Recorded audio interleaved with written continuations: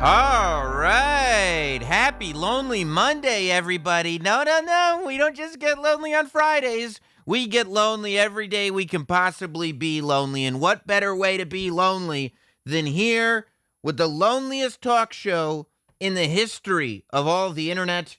Welcome to Sam Roberts Now. So happy that you could be here. Welcome to the special Monday edition of Sam Roberts Now. It's the holidays, so we're going to try to cram in some extra shows this week just for you. I'm thinking the schedule will look something like today, then we'll do another one maybe on Wednesday, and then we'll give you a holiday show. Maybe we'll go back to late night on Thursday. That's what I'm kind of thinking. But before we go a step further, look who's back. Hot Dog is here. Welcome back. You got Jim and Sam in the morning. Boom. A special Monday edition of Sam Roberts Now, all over the place. Boom. Content. Let me tell you something. I don't think this content initiative is going to end after 2021 either. I think we might go into year 3 of the content initiative. Is it at this point? It's just the norm. I guess you're right. An initiative, it would be the start. Now it's just our way of life. Content is our way of life here at Not Sam. And while, yes, I'm sure a lot of you are going to be sitting there wondering, well, does this mean that you're not going back to Sirius? No, it doesn't mean that necessarily, but it does mean that nothing has changed since this morning. However, if you'd like me to expand upon that, or if you just want to ask the same question over and over again, feel free. The way to get your questions on the air or through Super Chat. If you Super Chat them in, I'll address them. But what we should be doing is talking about some of these wild successes. Hot Dog, I don't know if you've seen this. I know you try to be up on absolutely everything. But over the weekend, the question has been in the air. Everybody's been asking for the last year and a half, did COVID kill movie theaters? You know, all these studios started trying to find other ways to get eyeballs on movies, apparently whether they made money or not. They're just like, I don't know, we just want to show some people these movies. So like Universal, I think it's the company's Universal, has been putting all their movies on HBO Max, and everybody's been watching them for free and then being like, well, that sucked. And then Disney and Marvel have even been putting a bunch of movies on Disney Plus or whatever, and people pay a little extra money. They get to sit in the comfort of their own home, and they turn on the movie and they go, that sucked. But Spider-Man, what's this one called? Homeward Bound? No Way Home. No Way Home. Oh, I knew it was really something. off there. Yeah.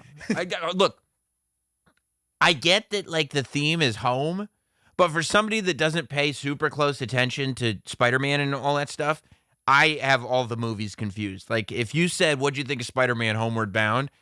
I'd be like, I saw it 6 years ago. It was great. Like, I thought it was, Tom Holland, he debuted. Who would have thought? And they'd go, no, Sam, you got it wrong again.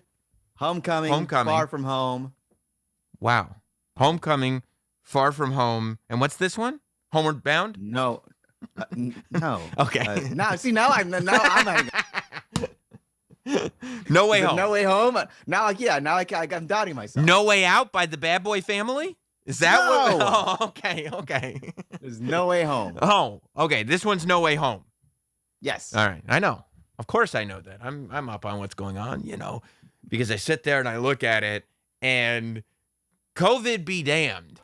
Spider-Man No Way Out? Yeah, No Way Out. Spider-Man No Way Home is the second highest grossing weekend that any movie ever has had theatrically. Not since COVID started, not in the pandemic, factor in the fact that everybody's afraid to leave their houses again. No asterisks. You can't even factor in the fact that I was literally looking on Twitter at people trading bootleg links because they had COVID. It didn't matter. It didn't matter. It's still I got the Japanese version. Okay, well, I don't know if you want to admit that. That's why people get sued for stuff, but that's cool if you got that.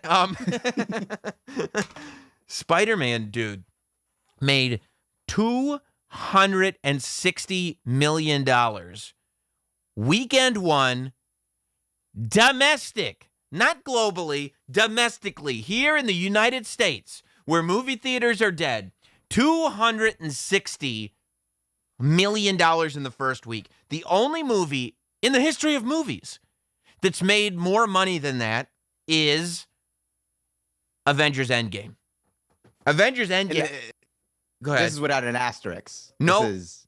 no asterisks. No asterisks. This is the second highest grossing movie first weekend ever. I guess that's the asterisks first weekend, but that's what people measure. That's not really an asterisk. Endgame made $357 million the weekend it came out. So it still has Spider-Man by almost a full $100 million on it. But regardless, we've got Marvel just battling it out to beat Marvel at this point. They should just name them. They shouldn't even call them movie theaters anymore. It should be Marvel theaters anymore, where people just go to watch Marvel films because they go, I guess movie theaters aren't dead. No, they're not dead if you've got a Marvel movie. But other than that, what's anybody going to see? Like, it's not like any other movie this year has come anywhere near $260 million for an opening weekend. Not any DC movie, that's for sure. Hell no, not any. It's not. Yeah, you can't even say that. You can't even go, well, superhero movies are keeping theaters alive. No, it's specifically Marvel movies. And I mean, maybe it's on the strength of the characters, but I mean, dude, if you got Superman and Batman and Doctor Strange is beating you, you fucked up. Like you are had such a head start. Like, come on, you are not using your IP. I would say the Flash is a stronger character than Doctor Strange. Doctor Strange is maybe the worst superhero that's ever existed. And they're still like, oh, I gotta see Spider-Man. Doctor Strange is in this one. Like, come on.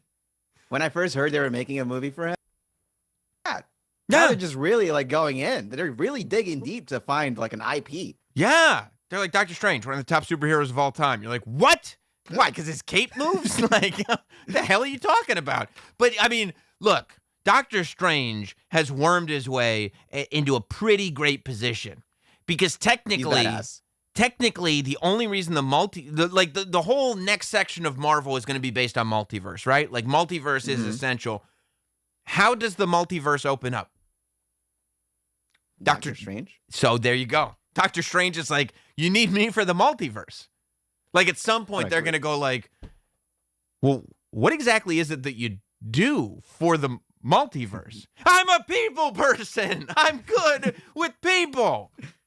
But Can we just get your cape? We can just get your cape and then we'll be fine. Yeah, we'll just get the cape. No, the cape only listens to me. It don't go wild without me. Yeah, but Spider-Man 2. So, and like, you have to keep in mind, too, that when Avengers Endgame came out, it was everybody going to movie theaters. Even I saw that opening weekend, and I could care less about any of these Marvel movies at this point. To me, they're all the same. It wasn't a movie. That was an event. That was an event. You need to be there. But that was the whole reason that I went is because that one, there were so many people that wanted to see that. That was the one where movie theaters, like, across the nation were opening up, like, 2 a.m. screenings and 3 a.m. screenings and, like, just staying open all night. And that's when I was like, oh, I could go see this opening weekend at 2 a.m. or 1 a.m. or whatever it was. Like, I was there all night just because I bought it day of. I could just go. Like, there were so many people that are trying to go Friday night at 8 o'clock that because 6 months ago they didn't get online at the right time, they can't see their movie opening weekend. And then they were like, we'll do some screenings at 2 o'clock. And so I was like, oh, okay, I'll get on that. I'd go to a movie theater in the middle of the night. So you have to imagine that had COVID not, I mean, if it weren't for Omicron, they would have definitely opened up every potential screening for Spider-Man. Like, I think Spider-Man could have gotten that extra $100 million if it weren't for COVID. It? I think potentially. I saw a lot of angry geeks that couldn't get their Spider-Man tickets. I saw people when that trailer came out and the people were watching it and they were like, there's a moment where Lizard's head looks like it's getting punched, but nobody's punching it. Andrew Garfield's in this movie. We got to see it. I was like, this is going to be a hot-ass movie. Look, if you can make $260 million just like the weekend that COVID returns, you can make $360 million if there's no COVID. Doesn't that stand to reason? Makes sense. There's a lot of pussies who want to watch it, and they were going to stay home. I mean, apparently not. People are more afraid of missing Spider-Man than they are of COVID. That's amazing. That's amazing. Because it's not like, by the way, there's a lot of people who go to the movies that they're not going because they simply can't wait to see it. They're going because they can't not see it. You know what I'm saying? Like, they're afraid to be the one who didn't see it. And that's why. There are plenty of fans that are like, you know what? I'll go week 2. But then they're the ones that didn't see it. I mean, I've spoken to people that on Thursday, they started itching on Thursday because they were like, I got to stay offline. I can't talk to anybody. I don't know when anybody's going to come up to me with information. I just, no conversations about Alfred Molina. And I talk about Alfred Molina a lot. No conversations about Alfred Molina. Get away from me. So it's like, those people they got to see it opening weekend. And that fear, and then their parents are probably calling them going like, hey, we're very old and vulnerable. You're not going to get COVID before you see us for Christmas, are you? And they're like, listen, maybe, but I don't trust you, Mom, to not call me with some information about Alfred Molina. You'll spoil the whole movie for me. I can't take that risk. I'm going to see Spider-Man, Mom. I don't know what to tell you. You figure you out. Go get tested, make sure I don't have COVID, and then I'm going to go to the movie theater real quick and watch Spider-Man, and then I'll stop by and see you. How many people are sitting there, right? They're online. They're waiting for their COVID test before they go to the movie theater. But the line's longer than they thought it would be. And they're waiting, they're checking their watch. They're like, well, the movie starts in 20 minutes. The line hasn't moved. I got to go. Like they leave the COVID line so they can get to the Spider-Man movie. But ultimately, it's like, look, do you want to go? First of all, they're going to be sitting there going like, I got to skip the movie because I'm going home to see my folks. And the minute you say I'm going home to see my folks, what word is in there? Home. You're going to be thinking about Spider-Man again. You're going to be all pissed off again. Yeah. You're going to be all pissed off again. Then, this is the biggest movie there is. So you're going to go home. You're going to see your family. You're going to run out of stuff to talk about 10 minutes in, like every year. So you go to what's topical. You go to what's in the news. And you know what somebody says? Hey, anybody seen the new Spider-Man? And you're like, ah! I could have, but I'm here. I'm stuck at home instead of far from home. Yeah. No. I wish I was far from home and had no way home right now. Yeah. I don't want to be. What's the other one? What's the third one? What's the other one? Homecoming. I don't want to be Homecoming. I want to be Spider-Man coming. What? You want to be? I want to be slinging webs and Spider-Man coming. That's where I want to be. What? Twitter has an unspoken rule, I feel like. What? When it comes to these events, you know, these movie events, you got maybe the weekend, maybe until next Friday. I don't know. What part of Twitter you hang out in? I have. Oh, not even? I don't think they'll give you the weekend. You might make it through the first night. But if you go night 2, I'll tell you, if a movie comes out, I would say you have probably until Saturday morning, because now they release the movie on the Thursday night at midnight, right?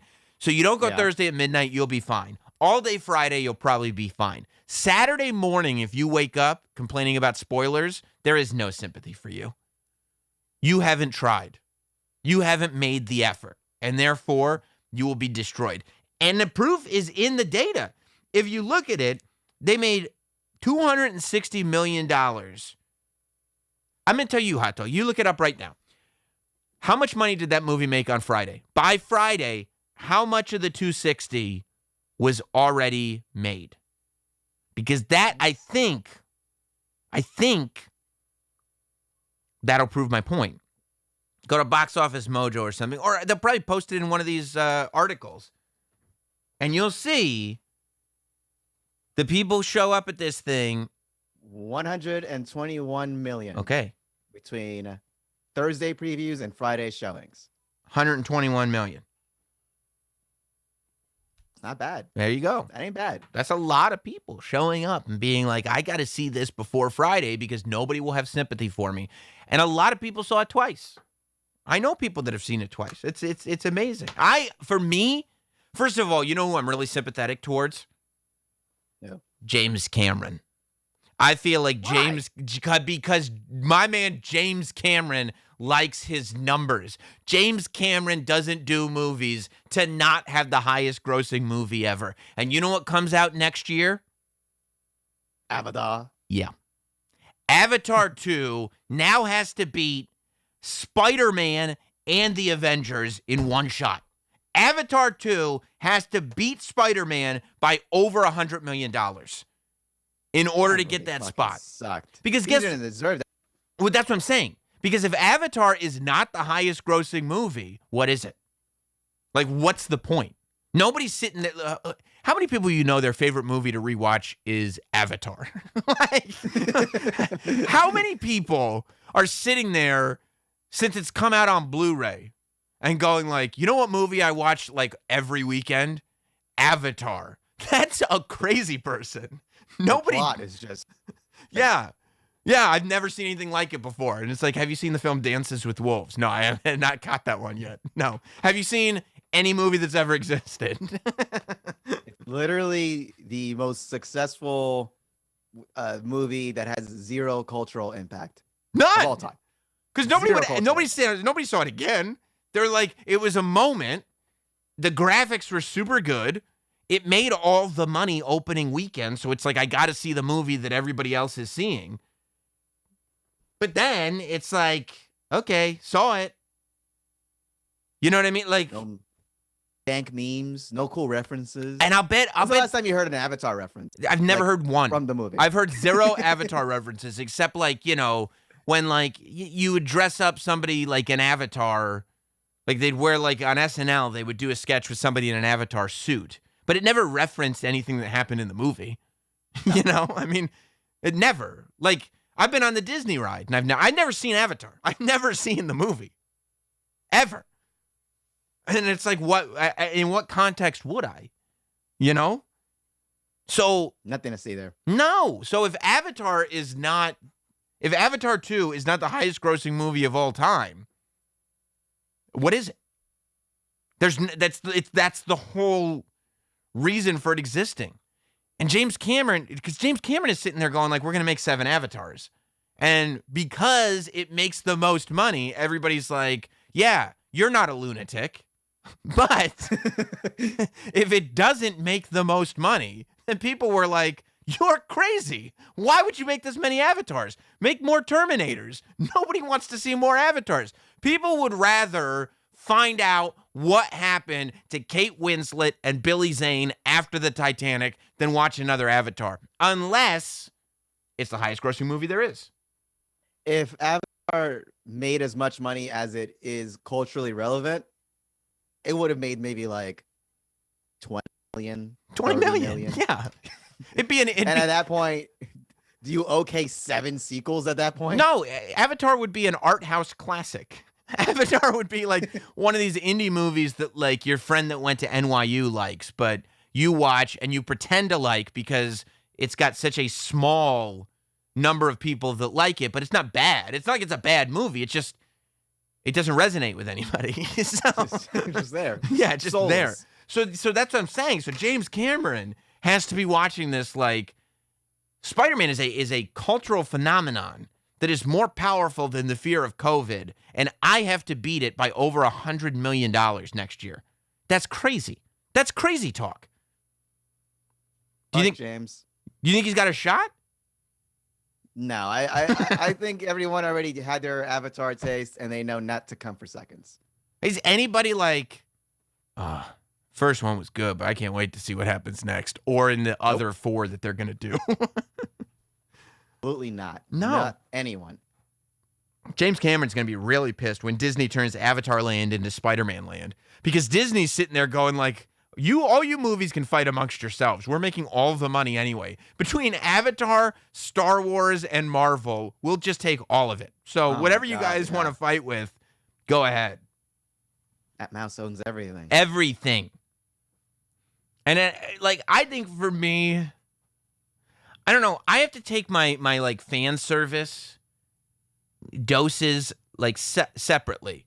Like there's just so much. I feel like that, like Hollywood has figured out, I don't know if we're going to get these kids into movie theaters, but if we can just fan service the man children to death, they'll just keep coming for it. Because like, and maybe it was because I felt duped by the Sopranos movie, you know, by the Many Saints of Newark, because I saw it and I was like, oh, that was good. But it wasn't until I realized, like, I just liked all the references. Like, yeah, that's all. It was member berries for 90 minutes. And then the other stuff, I was like, yeah, that's all, take it or leave it. And then once the tremendous plot holes are pointed out, you're like, oh, no, I'm well aware of all of them. But because Tony was hanging out with Carmela, because when he needed a nickel for the phone booth, he said, hey, can I borrow a nickel, Carmela? They get married on the show. And it's like, you know, I know, but that doesn't make it a good movie. And you're like, huh. Ooh, remember Polly Walnuts? yeah, I saw him. And he's going like this. He looked like a young version of Polly Walnuts. And I love Polly Walnuts on the show. And you're like, yeah. Remember Silvio Dante? Yeah, I remember Sil. And he's sitting there. Like, and then that's when I was like, oh. Because then it was like, well, do you want to watch The Many Saints of Newark again? And I go, no. And then they go, like, you know it's bad when you leave Many Saints of Newark and you go, I'd like to go rewatch The Sopranos. Like, I'd like to watch that again. Not rewatch this brand new content. No. I don't need to watch it again. They got me the same way Breaking Bad got you with El Camino and tricked you into thinking that was good when it was dog shit. Sopranos got me. I get it. Fan service will get you. But because of that experience now, like, I'll see Ghostbusters eventually. Like, I'll see Spider-Man eventually. But I feel like Mark reacting to all this fan service because I'm like, they think I'm an idiot. They think I'm stupid because they're like, remember Doc Ock from Tobey Maguire? Oh, I remember. And I'm like, oh my God, he's back. Like, I'm like, I don't know. But then everybody else is doing it, so you feel better about it. But then you feel like there's just like some like Citizen Kane Fat Cat studio guy going like, look at all the idiots. We're taking all their money. And I'm like, I don't want to be one of the idiots. I guess in hindsight, my 2 favorite parts of the Breaking Bad movie was the vacuum guy showed up. Remember? And I do remember. And then the biggest member was when Walter White showed up. And I was like, I remember. And he had that bad bald cap on. It's terrible.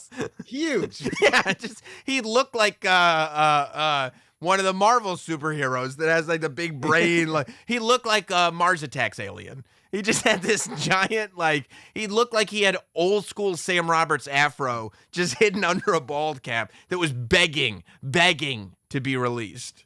It's like, come on, Brian. This is your marquee, But that's it. I mean, shave the head. But that tells you everything, doesn't it? That Bryan Cranston was like, well, I'm not gonna shave my head for this nonsense. Like, this is a cash grab, right? Like, if Bryan Cranston were to pop up on Better Call Saul, it'd be like, oh shit, this is a real thing. But not for El Camino. It's like, are you gonna shave your head so that we can find out what happened to Jesse? No. What? No, I'm not going to shave. I thought he died. Yeah. He was arrested. He either died or got arrested, right? And they're like, no. And they're, why? Did you watch the show? Have you ever seen Breaking Bad?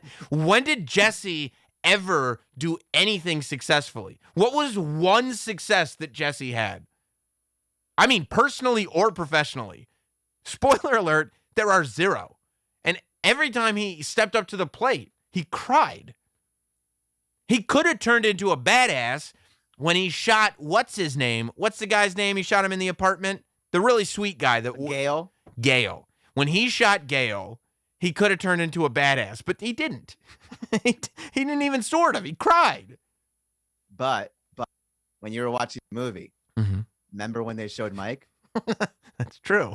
I didn't think about that. Yeah. Yeah. That was good. No, I do. I remember because Mike, I got sad when he was dead. And then I saw him in a movie. Yeah, no. Yeah. That's good. That was a good part. That's true. Yeah. No, that's true. Right. And that's when I realized, like, that's how I was talking about, well, what did you like about Many Saints of Newark? Well, no, because, like, you remember, like, Syl. That's him. Yeah.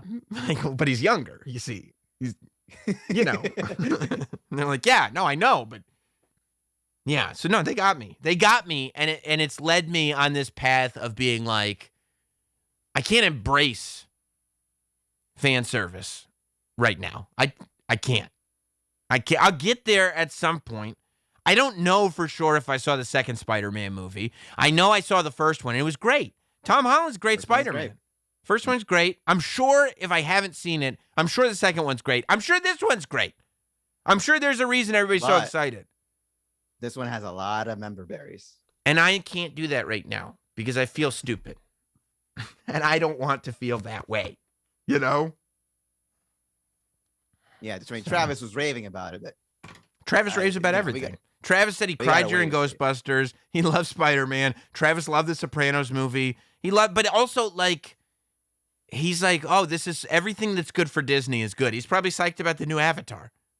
Yeah. I mean, that's the kind of idiot. Oh, man. You know what? I'm going to... let's talk about... I'm going to save some of this. Let's talk... By the way, you could super chat in right now.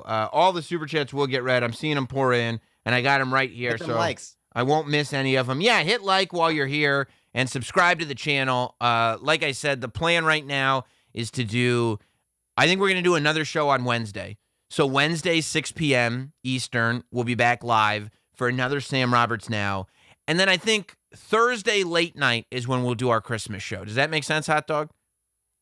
Makes sense to me. Yeah, it works for you? Okay, Thursday late night, that's the 23rd. So we'll be on the 22nd and the 23rd. Also Thursday in the morning, we will premiere here on the Not Sam YouTube channel season 3, episodes 1 through 3, Sopranos Prima Volta. So Ian and I start covering season 3 of The Sopranos Thursday morning here on the Not Sam YouTube channel. So make sure you're subscribed. Make sure your alerts are turned on. I did shell out the $60 to watch the big Jake Paul, Tyron Woodley fight on Showtime. Of course, this was supposed to be Tyson Fury's brother fighting Jake Paul.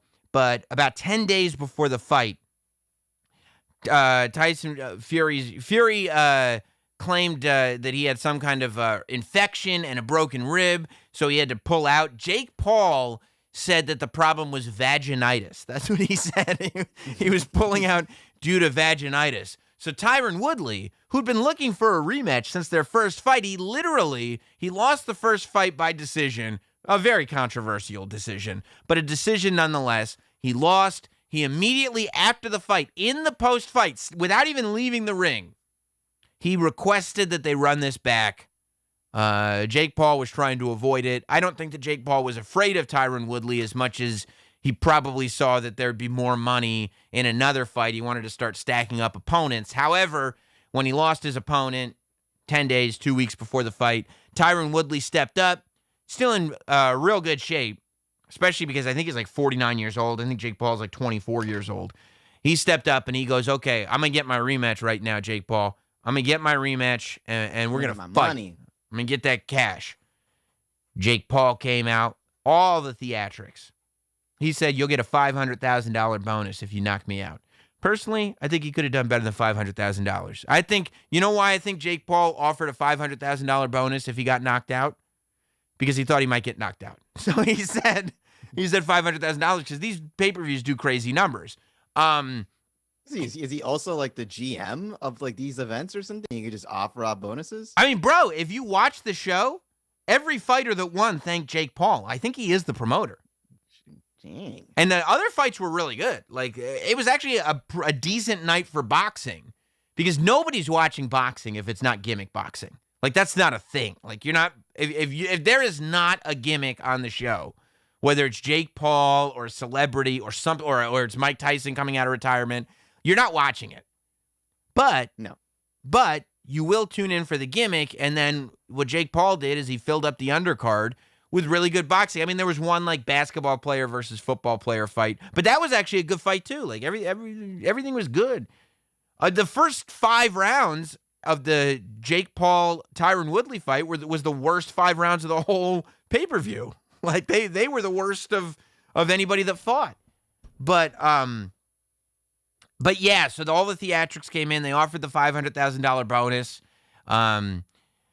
They did an interview with Ariel Helwani a couple days before the fight, sitting poolside.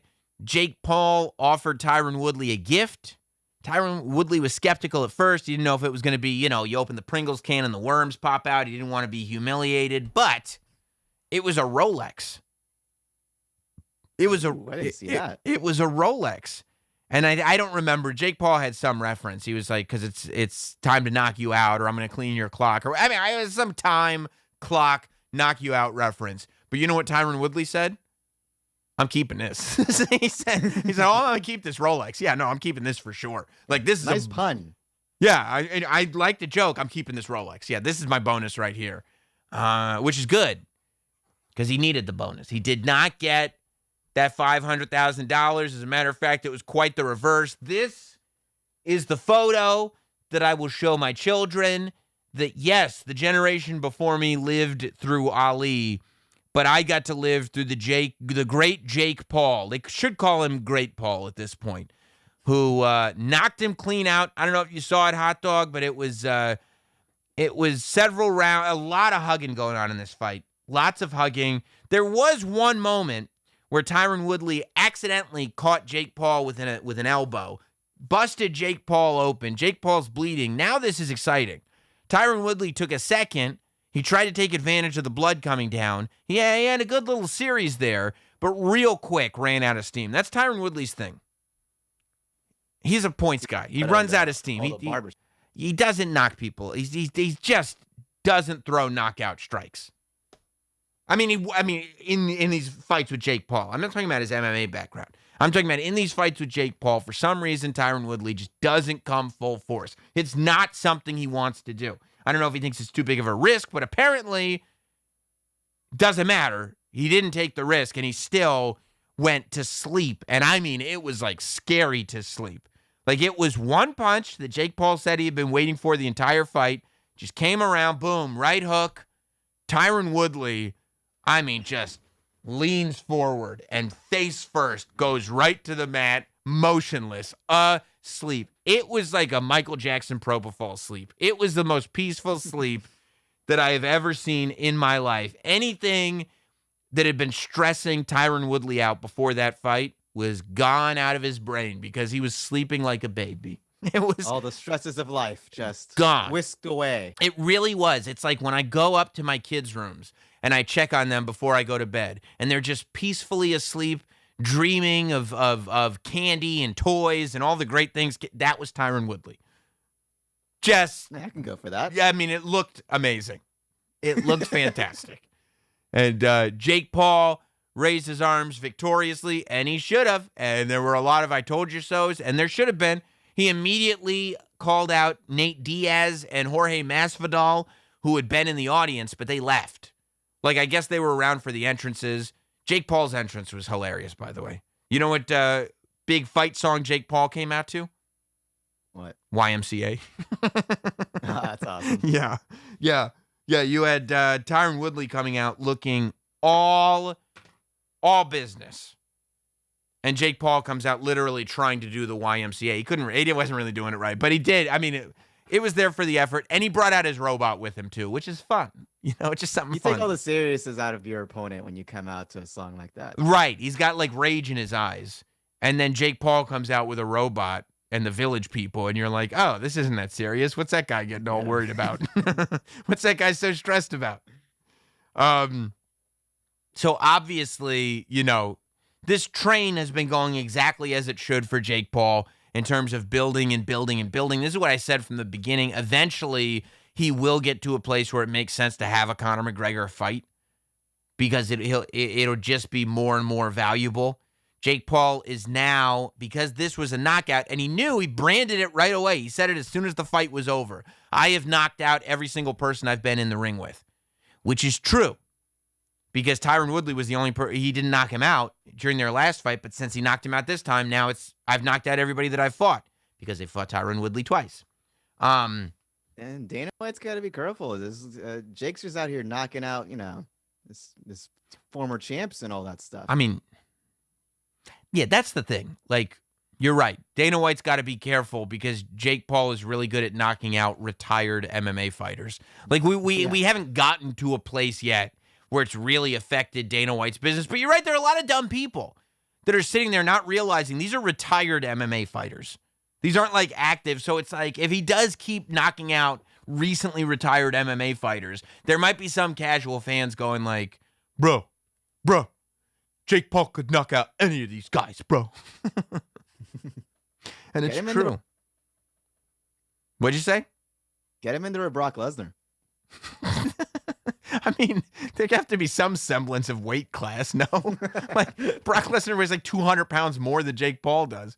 But the age difference is key. The age difference is what Jake Paul has been taking advantage of. I have to tell you this. This is going to rub a lot of people the wrong way, but it should be brought up. People are saying, we got to shut up this Jake Paul. You know, they don't like it. Jake Paul, he just talks. He's trolling. I don't like him. He should get his ass kicked. There's still a lot of people that pay tickets to see this guy get his ass kicked. It's a beautiful business. But they go like this. We got to bring Mike Tyson out of retirement. Got to bring Mike Tyson in. He'll teach Jake Paul a lesson. I'm going to tell you right now. Uh-oh. I don't know anybody that's not a Mike Tyson fan. Everybody's a Mike Tyson fan. Keep that guy out of the ring with Jake Paul. Unless look, we don't have a time machine, okay? We don't have a time machine, and what I'm telling you is, I wouldn't be shocked if Jake Paul bought a Russian troll farm to send out tweets saying, "Oh, we got to get Mike Tyson in there," because Mike Tyson versus Jake Paul is exactly the fight that Jake Paul wants. It's exactly. Don't worry, guys. Mike Tyson has come to shut up Jake Paul. Do you know how many hearts Jake Paul would break if he beat Mike Tyson? Do you actually believe that would happen? I don't think that that's at all a stretch. I don't think it's far-fetched whatsoever to see Jake Paul, who is in incredible shape, who has figured out a way to knock out athletes, not professional active boxers, but athletes. Look up how old Mike Tyson is right now, Hot Dog. I don't think it's far-fetched that this guy who's 24 years old today could beat Mike Tyson today. He is 55. He's 55. Look, he looked great in that fight with Roy Jones Jr. He looked fantastic. And maybe he would teach Jake Paul a lesson. But I think, and I don't know anything about anything. I don't know anything about sports. I don't know anything about combat. I don't know anything about fighting. I don't know anything about nothing. I talk with no information to back it up. Nothing. I don't know a goddamn thing. Except Mike Tyson's probably in the best shape he's been in the last 15 years. Okay, and 15 years ago, he was 40. Yeah. You know? So, yeah, he's probably in better shape now. Maybe he's in better shape now than he was at 40. Jake Paul's in his mid-20s. Hot Dog, you remember back in the day when you were in your mid-20s? I mean, do you remember even being in your 20s? 2 days. 2 days ago. But, bro, do you think you could handle Hot Dog at 25 right now? As you're Hot Dog at 30. Could you handle Hot Dog at 25? I'd fuck him up. You would not. You would not. Let me tell you something. I'm in way better shape now than I was at 25. I'm lifting. You saw me and Mark Henry just fucking, just slamming iron. I think Sam, skinny, scrawny, asshole. By the way, he was an asshole too. Sam at 25, he's not a nice guy. I think he might kick my ass. He's 25. He's got all that energy. You know? Yeah, I'm trying to. 25-year-old hot dog doesn't get tired going up the stairs. See? 25-year-old hot dog doesn't need a heart monitor, bro. Okay? Damn it. Let me ask you something. Did you get a heart monitor put on yourself this year? That I did. Did that happen when you were 25? No. There's a good monitor and a heart procedure. You had a goddamn procedure, okay? They went into your taint. Yes, they did. Painfully. Do you think at 25, any 25-year-old is getting shit shoved up their groin? It doesn't happen at 25. Unless they want to. Yeah. Unless that's their thing, and that's cool too. But at 25, you could do anything to your body. It doesn't matter. So the fact that Jake Paul is actually keeping himself in shape at 25, and he's figuring out how to knock people out, and he's now been in there with professionals, I think that there is a real good chance that Jake Paul breaks hearts if he's in the ring with Mike Tyson. I would love to see it. Just because it's going to happen. I mean, what an event. What an event it would be. But I think it's going to happen. Do you think it'll be the next one? Not the next one, but not the next one. Mike has the itch, and he does have the itch. And also keep in mind, Jake Paul did like 4 fights this year, didn't he? 3 or 4 fights this year. That's crazy. That's a lot of fights in 1 year. And he knocked this guy out. He put him to sleep. Now, and then you say, well, Tyron Woodley has been in a lot of fights. That's why. So has Mike Tyson. Mike Tyson has taken damage over the years. Mike Tyson's been in real fights. He's dished out a lot more damage than he's taken, but he's taken some damage. I will tell you this, though. Jake Paul does have his supporters. You know, Hot Dog, how every now and then I like to take everybody on a trip into my @mentions just to see what goes on. I had another brief moment over the weekend where my wife was like, why? Why? You don't even feel this way. Why did you do that? And I go, because it's stupid. And more people have to treat social media like it's stupid. I can't. I'm not going to stop myself. I can't stop myself. This is why for a second when the Young Bucks were like, hey, we invented sneakers in wrestling, I was like, no. And then I was like, oh, wait. This is literally what I've been doing. So I tweet. So after the Jake Paul fight, I was like, I gotta send out a little tweet about Jake Paul. I paid $60 for this fight. I didn't do it to not get in there in the Twitter mix. Let's just see what I got.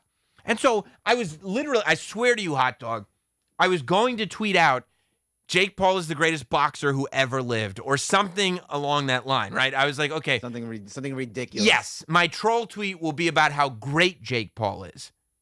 But then I saw a couple people. I think I saw maybe Justin Wang retweeted somebody. I don't know. I saw some people I respected on Twitter with tweets that already celebrated Jake Paul as this generation's Ali. And so I said, okay, I can't go in that direction now. So I'm going to go in the complete opposite direction. This is how little I cared or actually felt about what I was tweeting. I was like, okay, I'll go in the other direction. And I tweeted out something to the effect of, Jake Paul is the greatest, period. And then I wrote, at knocking out retired athletes, period. Because now it's in the other direction. I'm trolling Jake Paul a little bit. And, the periods are there to really set up the fact that there's a full stop. Because you're going, the greatest at knocking out retired athletes. And it's like, misdirection. You got me, Roberts. I didn't realize that the Jake Paul stans would be mad. Are there Jake Paul stans? There's Jake Paul. I didn't know that either, Hot Dog. I'm glad you asked. There's Jake Paul stans, and they got mad at me for writing that. And this is some of their responses I wanted to share with you. One person said, I'd like to see you fight Woodley. Let's see what happens. And Valid. I would like to see what happens. I would say, without question, Tyron Woodley would not be afraid to try to use some of his knockout strength. and would probably end it in a hurry. I don't think that fight would last long. However, I have not declared myself to be a fighter worthy of fighting in a professional ring. You know, I mean, if Tyron Woodley wants to get on a microphone and see which one of us can talk the longest, I feel like I'd have a fighting chance. But, you know, this contract doesn't go through, you're going to have to jump into some carny fights. You think that's my next move? You think if Sirius doesn't come through? That's true. I mean, I YouTube and I do some gimmick boxing. I'll do some gimmick boxing if I need to. Look, I'm a provider at the end of the day. I'm going to provide for my family. So if gimmick boxing is what it takes, and I also don't have any discernible talent. So if gimmick boxing is what it takes, then gimmick boxing is what it takes. How about this one? Can you not English? It shouldn't be a full stop there. Stop with the tweet and back to the radio, please. Ooh. Okay. Number one, I appreciate that you'll still give me my props as a radio guy. Stick to what you're good at. Yeah. Radio. Yeah. Fuck you. I hate your tweet. Your show is good. I like the show. Also, if you're going to, first of all, I stand by my grammatical choice. Because if I put really, you want to put in maybe like a semicolon or maybe even an ellipses, right? An ellipses, a ... probably would have been the best choice for that tweet. Because that's really what it was. But I felt like the ellipses would be too on the nose. The ellipses, you might as well put a big neon sign that says, "The joke's coming!" Yeah. You know, Twist coming. Right. So that's why I did the periods. But I always do enjoy the, can you not English? like a grammar mistake in a tweet calling out a grammar mistake is just one of the greatest replies you can ever get. Love those. And then this was my favorite one by a mile. This is when I realized the stands are real. And this is just a small sampling of what I got. Nobody is better than you anti-Jake losers at getting emotionally invested in people you supposedly don't care about. LOOOOL. Probably. Yeah.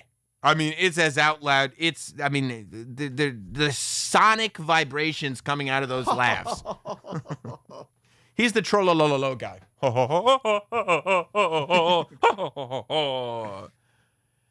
Probably cried and prayed to God to let Woodley win, didn't you? Yes, I did. Just accept the loss and be a man, and maybe the good karma will make your hair grow back. So at first I was like, this guy must just not know who I am. But when he took you don't want the hair growing back. When he took the shot at me being bald, that's when I was like, oh, he does know enough that I'm bald. And you're right. I should have replied going like, have you seen Tiger King 2? It's not a good look. You don't want my hair back on my head. Well, isn't this quite the tweet? There's someone who knows who you are, knows. Yeah, I mean, what I couldn't believe was like somebody telling me not to be so emotionally invested in one of the most emotional replies that I've ever gotten. Like there was so much. There was anger. There was LOOOOOLing. Praying to God. Deities were brought up.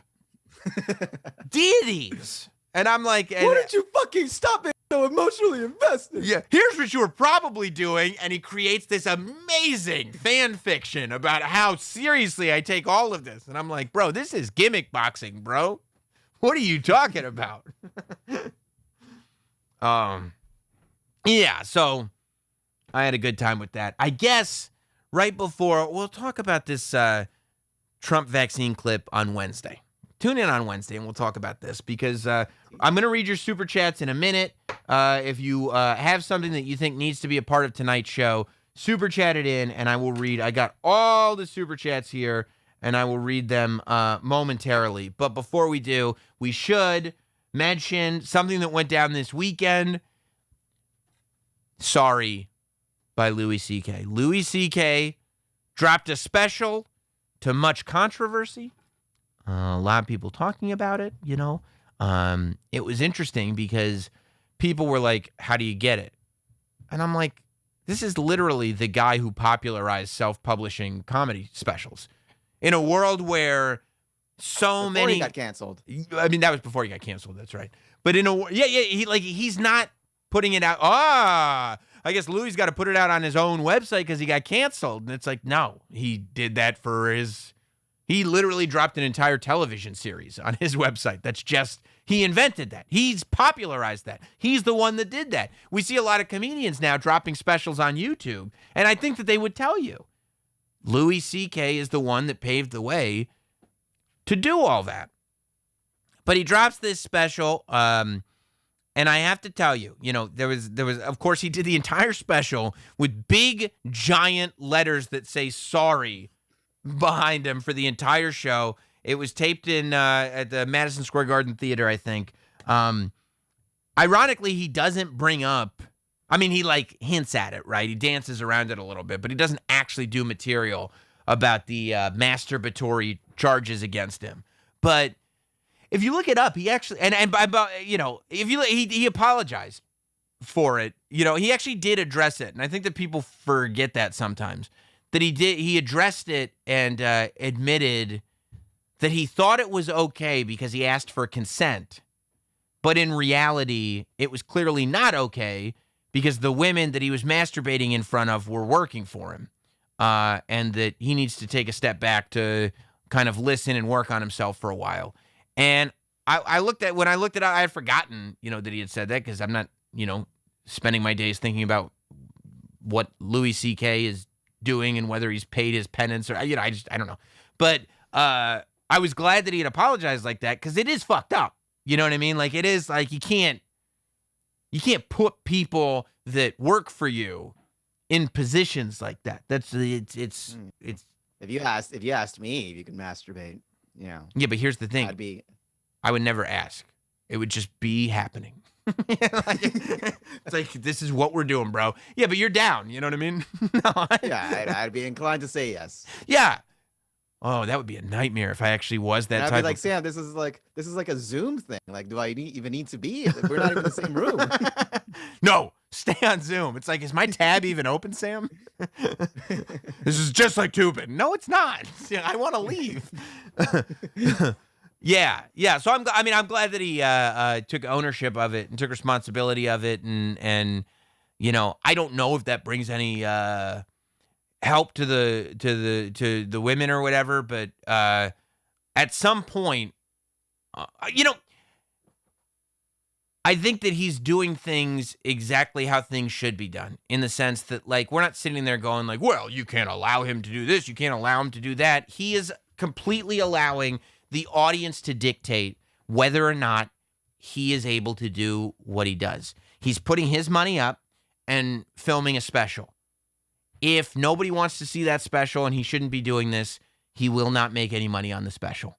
He's announcing he's going to be performing at this theater. If people don't think he should be performing at the theater, he won't be performing at the theater because nobody will buy tickets. But he sold out the theater, and he received a standing ovation when he walked onto stage, and he received a standing ovation when he walked off stage. And it wasn't a bunch of monsters and gremlins in the audience. It was normal people like you and I who find his stand-up to be hilarious. And I have to tell you, hot dog, the Sorry special, Louis C.K. stand-up special, is fucking hilarious. Pretty good. It's I really, myself. And you know why? Because it's Louis doing what Louis has always done. It's so silly and absurd. Like, there's so much silliness on this special that it's like funny is just funny here. As I'm watching, I'm like, this is why. Like, there's no mystery as to how Louis got as successful as he did. It's because he's really fucking good at telling jokes on stage. And he went on stage and he told a bunch of jokes with the word sorry behind him, and he was real fucking good at it again. Yeah, and I got scared that he might go like the Dave Chappelle route, where it's like, yeah, like Dave is still funny, but he focuses too much on political stuff. No, this is just really funny. Yeah, or talking about right. It's just jokes. It's like, thank God he's just like, fuck the rest of it. Here's just jokes. I'm just going to go and tell jokes because that's what this is advertised to be. And I'm like, thank God. There's no bigger statement. There's more, and that's why it's so funny that when you look at the reviews of this thing, depending on what side you're on, right? It can't just be like, yeah, that guy said he was going to tell some jokes on stage, and then he told some jokes on stage. He was real fucking funny. It's either he's defying cancel culture, like he's decided to put out this even though he's canceled, he's putting up this. He's found a way around cancel culture, and he's defied cancel culture. Those are the people that are kind of pro. I don't want to. Those are the people who fight cancel culture.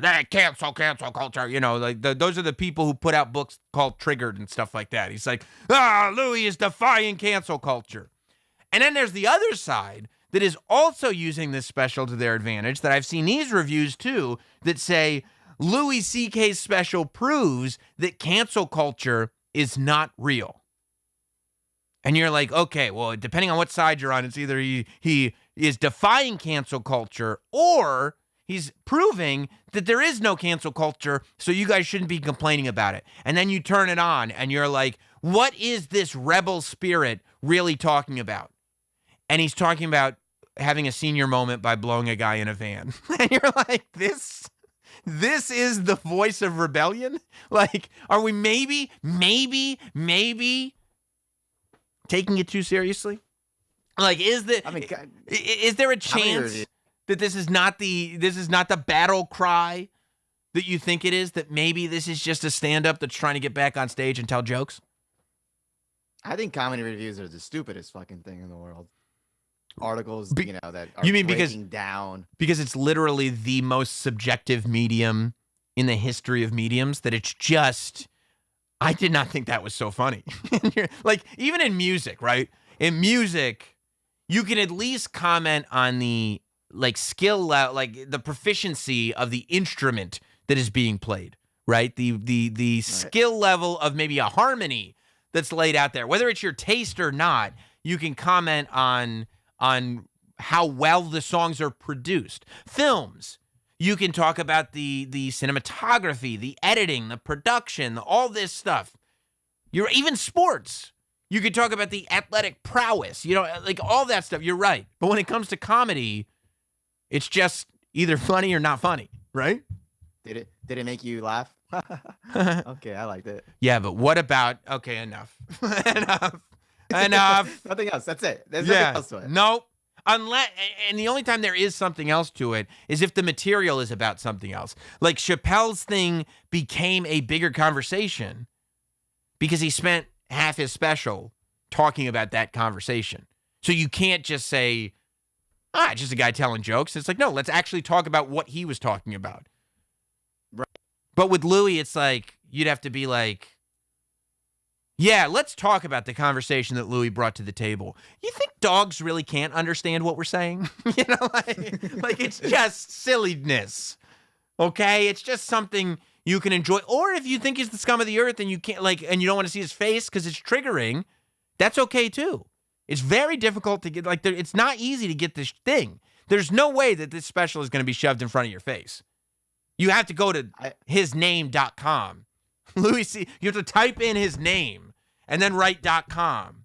And then you have to get the special. And then you have to click the link. And then if you want it on your TV, you got to figure out how you're going to attach your device to your television. And only then may you watch the special on your television. So if he is like a guy that you think is the devil, he's made it extremely easy to avoid, which there you go. I think that you could say that even then, give him a little credit for it. You have to type in your credit card information. I did, yeah. Site. I put my credit card. It's a lot of. Yeah. You gotta really go out of your way. Yeah, I pull my credit card out of my pocket. Oh, that's the wrong card. I got to go over to where my keys are, get the right card. Yeah, it's difficult. I think give another year or two, and he'll be redeemed, if that's the right term. Look, he was nominated for an Emmy this year, wasn't he? I don't know. I think he was. Yes, I think he was. I think that was controversial. Look, you should not ask your coworkers if you can jerk off in front of them. You shouldn't. That's not a thing that anybody should do. From what I've read, Louie is in agreement now with that. And from what I've read, he has worked with other people. I saw on this special there were people in the credits, and he hasn't asked any of them if he can masturbate in front of any of them. So maybe he's learned his lesson. Maybe, right? It's possible. Fuck him. He should never be able to look at ever.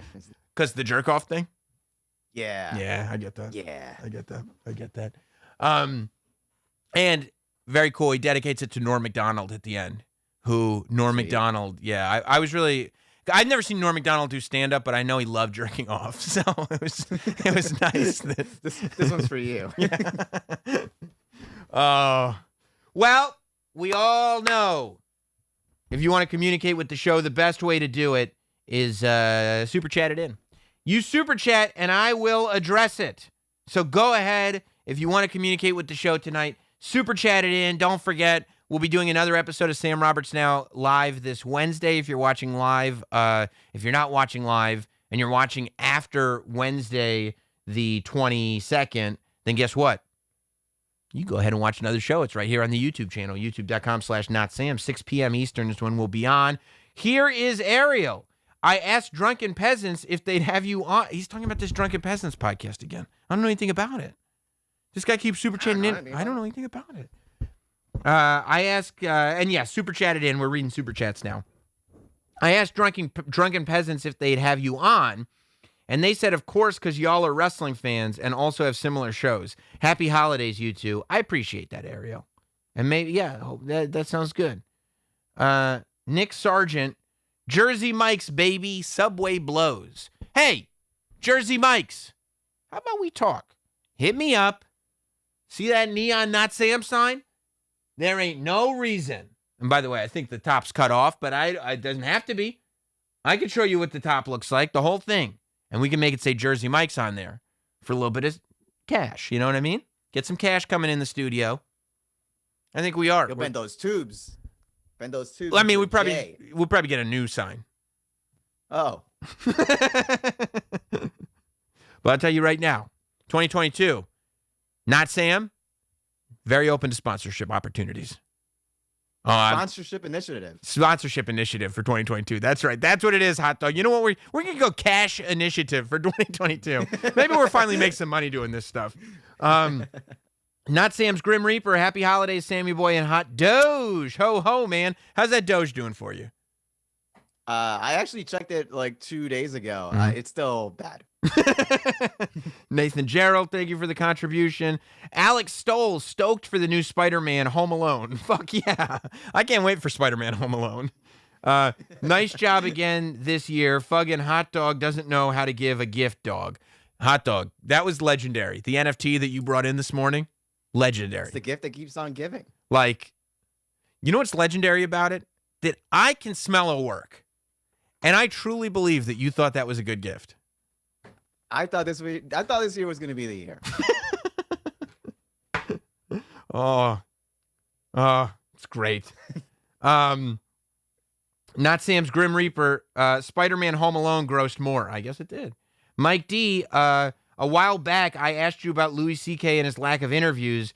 Will he still be persona non grata after you guys resign or resign? Merry Christmas. First of all, Louie is not persona non grata on our show. You know, I mean, I don't think Louie has been in the habit of doing interviews, but I think Jim and I would have Louie on. Jim and Sam. I don't think that would be every day. or a day. JD Straight Shot. Hi guys, first time, long time. My man Hot Dog crushed it with the first and only Jim and Sam NFT. Are you mad that they didn't put the penises on social media? Well, yes, because that's the big part of it, you know? Yeah, it was. Yes, it was. Also, the Montone Piss Jug was amazing. Is SiriusXM trying to offer you guys more money and you keep turning them down? Yeah, that's the thing. Sirius has come to us with a lot of offers, and we go, it's too much. It's too much. We don't, no, I don't. It makes me uncomfortable. Can you lower it? It makes me bashful. Save some for Howard. Can you believe that? 5 days before Christmas, and they're like, we don't know. Like, come on, God, the fuck.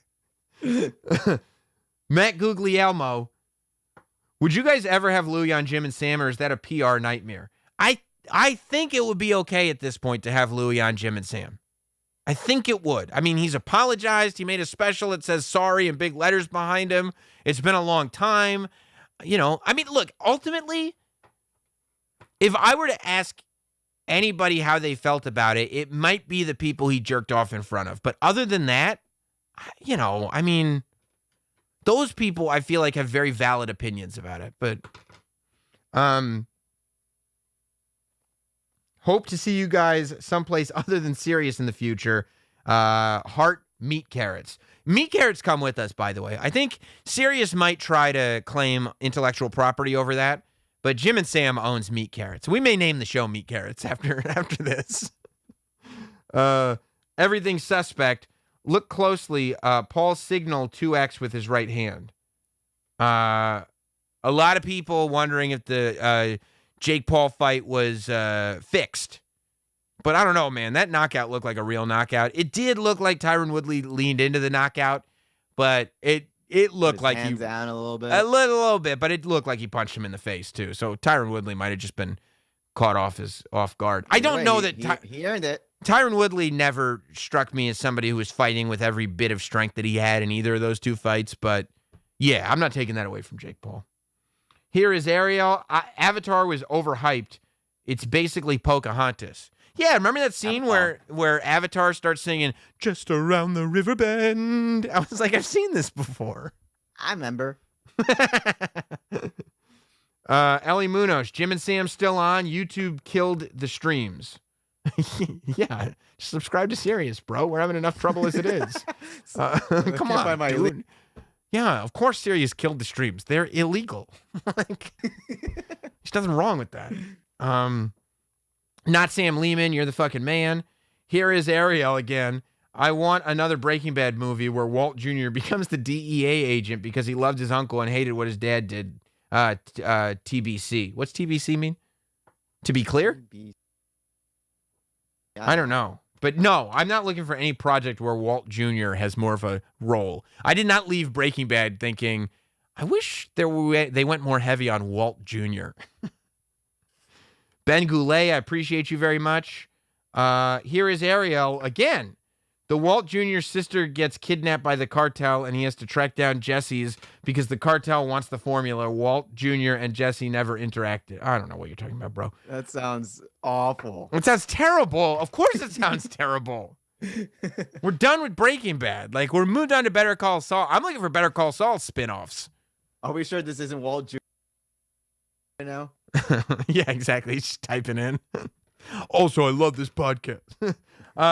Rob Thompson, good evening, Sam, hot dog. I'd pay to see Tyson versus Paul, and I've not purchased a fight since 2008. I would too, man. Cop the 350 Beluga finally, retail. Merry Christmas. Congratulations on that, Rob Thompson.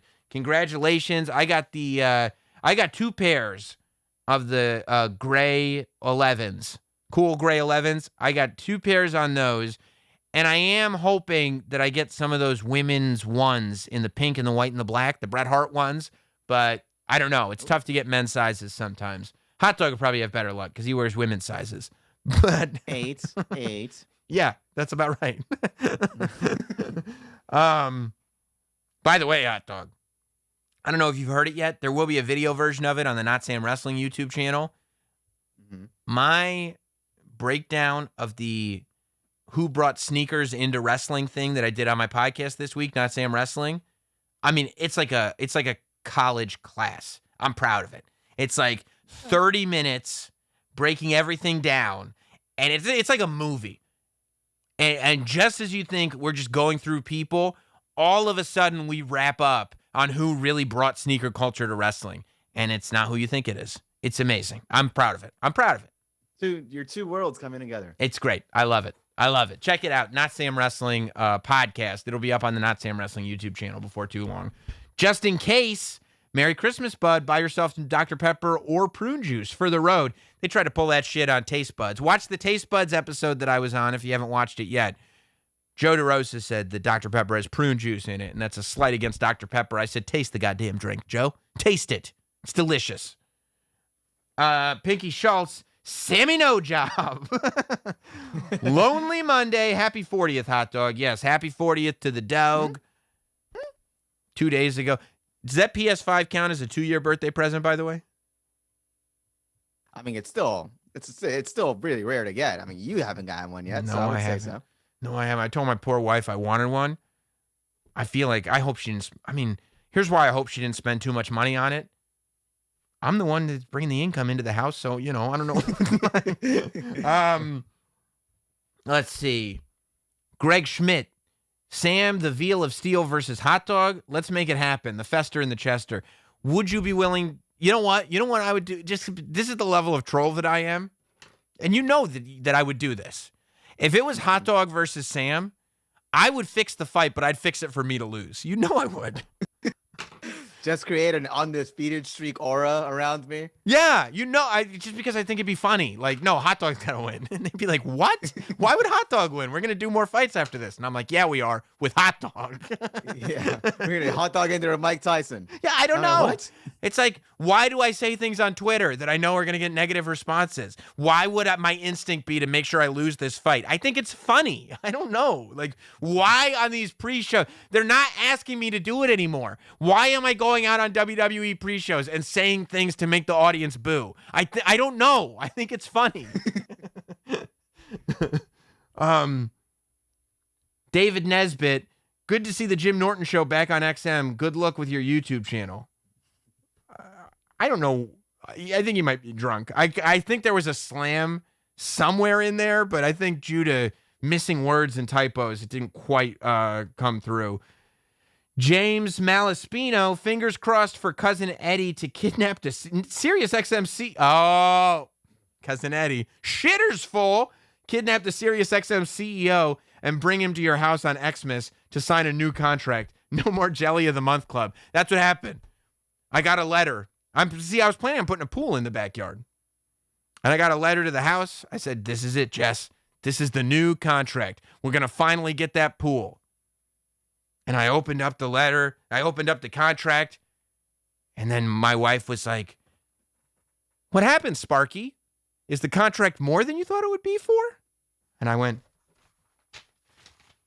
it's a membership to the Jelly of the Month Club. Oh, it's great. Christmas Vacation, National Lampoon's Hot Dog. One of the great Christmas movies. Maybe we'll do that on the holiday show. Talk Christmas movies again. Dave Bostian, hot dog, let me buy that NFT. Jim okayed it. Apparently, I can't sell someone else's gift. Hot dog was already getting shit on text from Travis today in the group text because he was looking to sell it. And Travis said, you can't sell a gift you gave someone.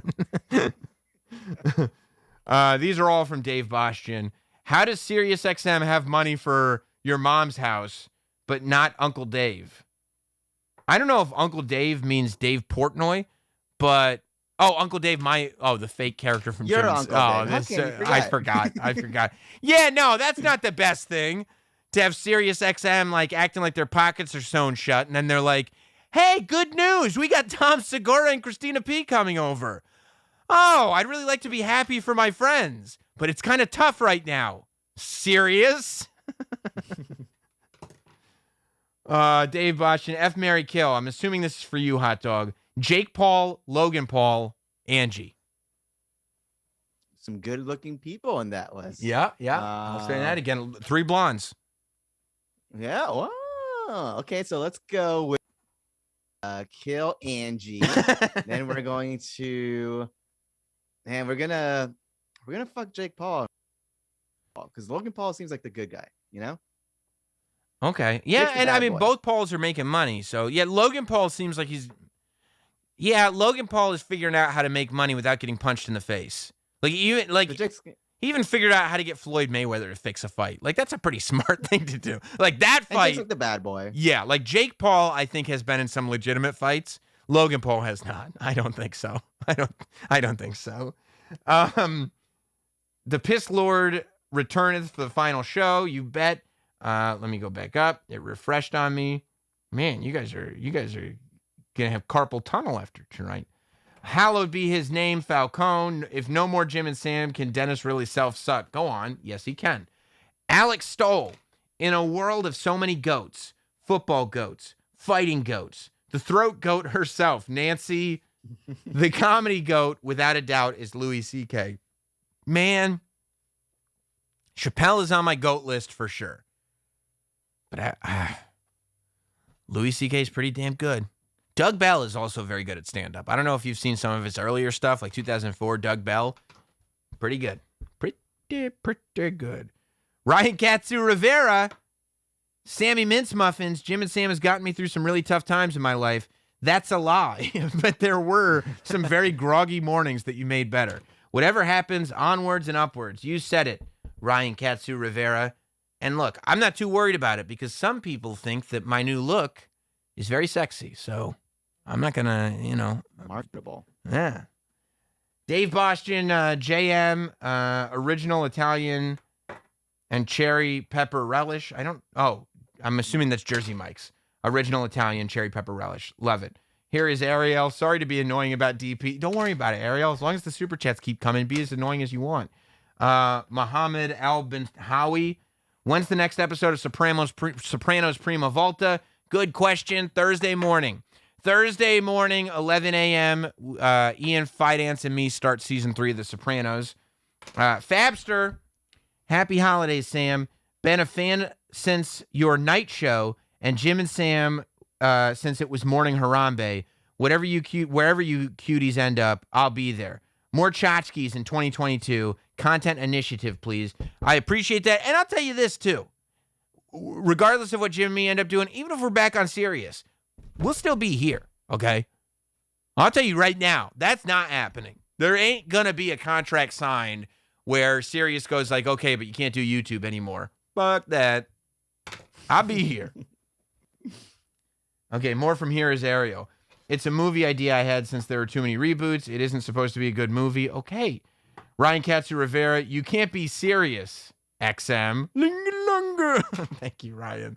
And Nathan Gerald, appreciate the contribution. All right, guys. You kept me here long enough. Hot Dog, you coming back Wednesday, 6 p.m. Eastern live? I'll be here. All right. We'll be back on Wednesday. See you then. Subscribe. Hit the like. Oh, my God. You guys have been disgusting not hitting the like button. Really gross. Really gross how many of you haven't hit the like button. Hit it now. We'll see you soon. Don't forget. I'm going to cheers with you later. Sam Roberts Now YouTube channel, by the way, has all our clips. See you later, everybody.